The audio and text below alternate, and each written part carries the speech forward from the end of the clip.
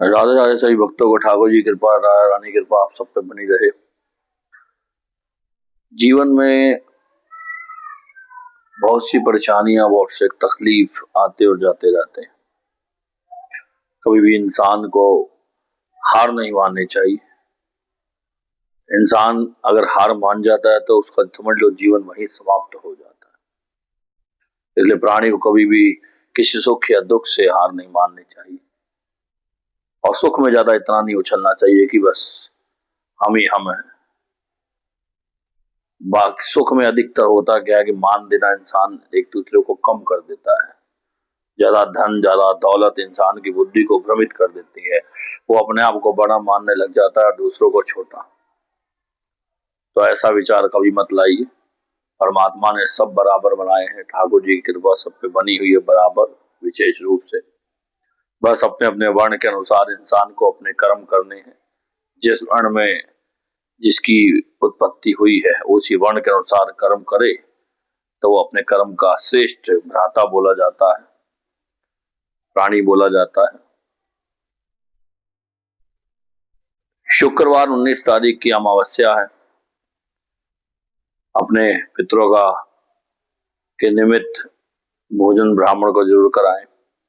जो लोग भोजन नहीं करा सकते अपने पितरों के निमित्त जो है फल, दूध, पनीर, चीनी, इन वस्तुओं का दान जरूर करें, क्योंकि इन्हीं वस्तुओं के दान से हमारे पितर जहां भी है, जिस योनि में भी है, उनको प्राप्ति हो जाती है और बड़ी सुगमता से हर चीज प्राप्त हो जाती है। तो शुक्रवार की अमावस्या है, आप सब अवश्य करें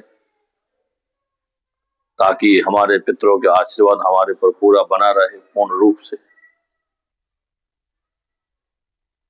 कई प्राणी सोचते हैं कि पितर हमें क्या देते हैं। पितर हमें सर्वस्व देते हैं, हर चीज वो देते हैं हमारे पितर ही, जो गुजर चुके होते हैं।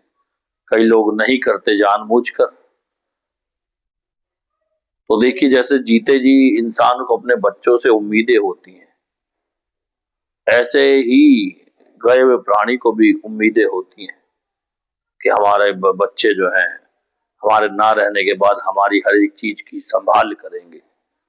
आप सब समझ सकते हैं, क्योंकि हर एक इंसान जब कुछ भी चीज वस्तु बनाता है, चाहे वो मकान है, चाहे वो पैसा है, चाहे धन है, दौलत है, कुछ भी वस्तु है, तो एक पिता को पता होता है बच्चे हमारे इन चीजों को हमारे बाद संभालेंगे।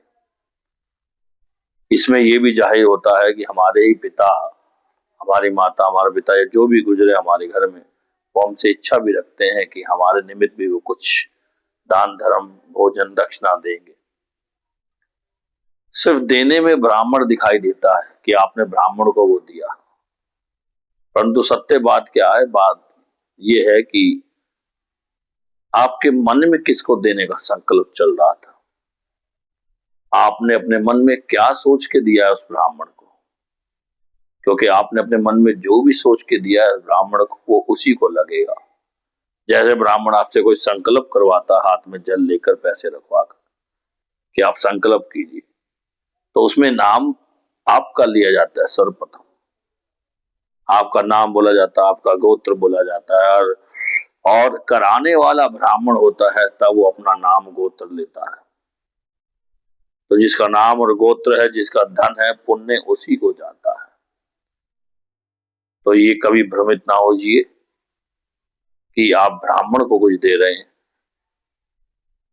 ब्राह्मण तो कल्याण करने की वो वस्तु है जो पवित्र ब्राह्मण कर सकता है, शायद ही कोई और कर सकता हो।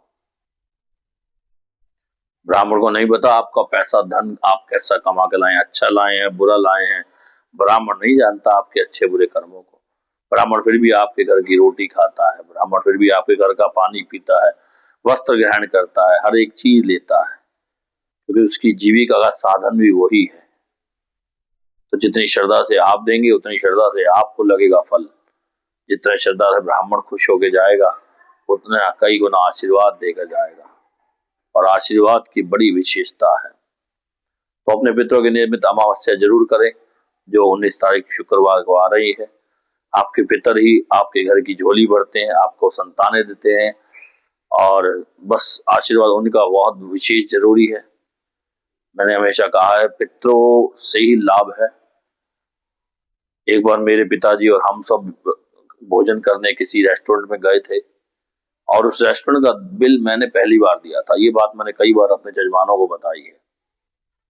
तो मैंने पहली बार उस दिन बिल दिया रेस्टोरेंट में भोजन का।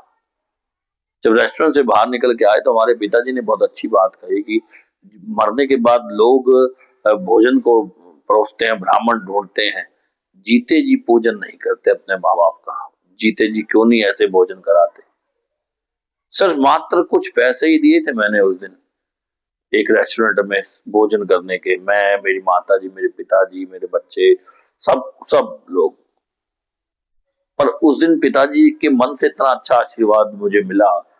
उन्होंने बड़े खुश होकर बात कही कि मरने के बाद क्या खिलाना है, जीते जी माँ बाप को क्यों नहीं पूजा जाता है।